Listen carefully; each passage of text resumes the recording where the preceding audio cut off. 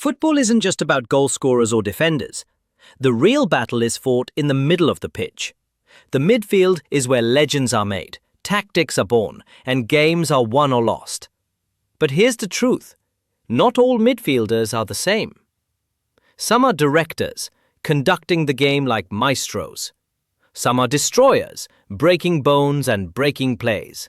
And some are ghosts, invisible until they pop up and score. Today we'll decode the 8 unique types of midfielders. And once you finish this video, you'll never look at football the same way again. We begin with the Regista, the deep-lying playmaker. The word comes from Italian meaning director, and that's exactly what they do, direct the game. The Regista doesn't rely on speed or strength. Instead, they rely on vision, composure, and passing range. Andrea Pirlo at Juventus is the perfect example, walking slowly in midfield, hair flowing, looking like he barely cares. Yet with one effortless pass, he splits an entire defense. Xabi Alonso at Real Madrid and Bayern Munich, or Jorginho at Napoli and Chelsea are modern versions of this role. They sit in front of the defense, receive the ball from the center-backs, and dictate everything. Without them, the team feels like a car without a steering wheel. Next up is the Raumdeuter, a German word meaning interpreter of space. This is one of the rarest roles in football, and the ultimate example is Thomas Müller. The Raumdeuter doesn't dribble past players. They don't hit long passes. They don't even look particularly skillful. But what they do have is unmatched intelligence. They see space before anyone else, and they arrive exactly where the ball is about to drop. Watch Müller at Bayern Munich.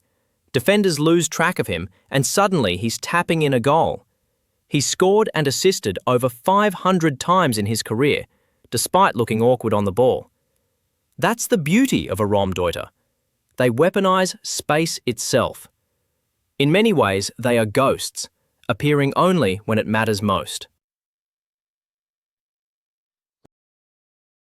Next, we have the box-to-box midfielder, the ultimate all-rounder, the engine of team. They defend in their own box, and seconds later they're arriving in the opponent's box to score. Steven Gerrard for Liverpool, Yaya Toure for Manchester City, or Patrick Vieira at Arsenal.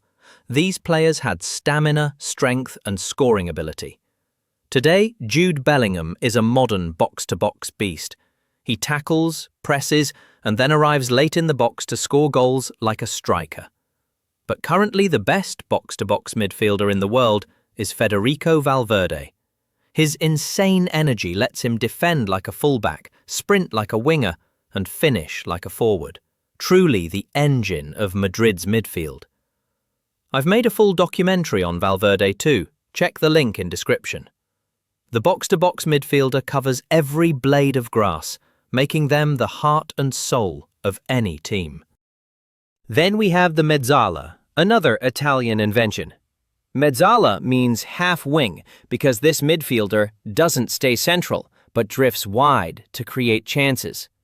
Think of Paul Pogba in his prime at Juventus. He wasn't sitting deep like Pirlo, and he wasn't a pure attacker either. He roamed the left half space, combining flair with creativity. Nicolo Barella at Inter Milan is another brilliant Mezzala with box-to-box midfielder qualities, driving forward from midfield and linking with the wingers. Even Kevin De Bruyne plays as a kind of advanced Mezzala at Manchester City, positioned on the right half space, delivering those deadly crosses. And of course, Andres Iniesta at Barcelona was one of the purest Mezzalas ever, gliding through the left half space, combining with Xavi and Messi, and creating moments of footballing poetry. The Mezzala stretches the game, adds width, and makes midfield much harder to defend against. Now let's talk about the warrior of midfield, the Anchorman, also known as the destroyer. This role is pure defense.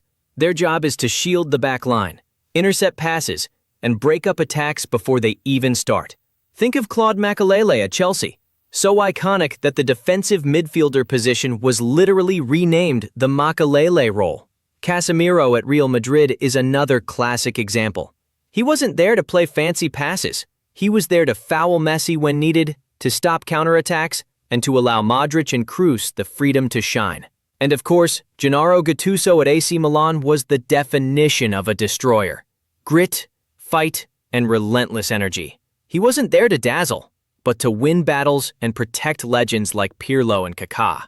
If you want to understand Gattuso's game in depth, I've already made a full documentary video on him. Check out the link in the description. If the Anchorman is the destroyer, then the Carrilero is the connector. The word literally means shuttler, a player who runs side to side, covering the channels between central midfield and the wings. They don't score many goals, and they don't hit those spectacular long balls you see from a Pirlo or a De Bruyne. But their job is just as vital, to keep the team balanced. They link the fullbacks with midfield, plug gaps, and make sure the team never gets stretched. N'Golo Kanté under Antonio Conte at Chelsea was the perfect Carrilero. Whenever the wingbacks pushed forward, Conte covered the spaces they left behind. Whenever play got stuck in the middle, he drifted wide to recycle possession. He did the running so others could do the shining. Another great example is Blaise Matuidi for PSG in France. In the 2018 World Cup, his tireless work on the left side allowed Pogba, Mbappe, and Griezmann the freedom to attack, while he quietly held the system together. That's the essence of a Carrilero.